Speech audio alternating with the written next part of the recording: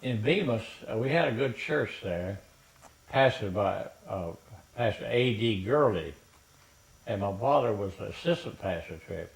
Back in those days, when you got sick, you sought out the preacher. Mm-hmm. It's hard to understand now, but you don't tell where the doctor lived. Mm-hmm.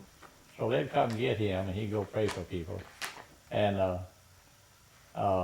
then, of course, the church service and all. But the young people, teenagers there, had it pretty good. We had it pretty good. We had a quality life and all. We had a YMCA. We had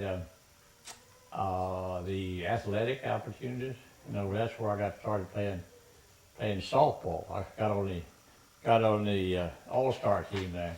I mean, I like to play that softball. But anyway, I got a little bit too much involved in the ball. I got to going off with him to play out-of-town teams, and that was a no-no for him.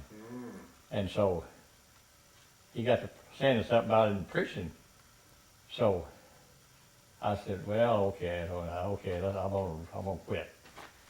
So what you did to do something like that, you went to the altar. You repented, prayed through. I did that. He commended me for it, and I said, well, down here I really don't want to play though. About that time, maybe a little before that, one summer I got the idea that this big old oak tree back behind our house, I decided one summer that I'd live up in that tree. So I found good support limbs running out, big old oak tree. I built a house and built me a grill up there, and I built me an elevator with a rope, and I'd climb up there on this elevator, pull the rope up. They couldn't get to me. So we lived up there several days, and without coming down, we took food up there, and another fella, he joined me. He's big enough for us to lay down in, put a pallets. And so we lived there 3 or 4 days. It's quite amusing to people to come us living up in that treehouse. When I got in high school, we had this terrible depression. It's called the Great Depression. Mm-hmm.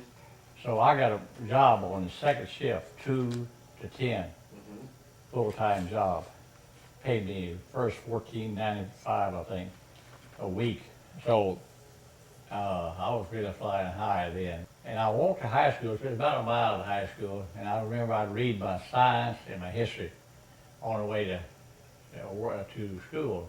In my job, I'd catch up my machines. I was operating some machines. I'd catch up machines. I'd have about 30 minutes in between maybe a 3-hour deal. And so I'd go get my book and work my math and whatever. I was surprised at it. I made a 96 average in math, because I liked that. Yeah. In my Latin and my English, I didn't do quite that well. But anyway, I got my diploma.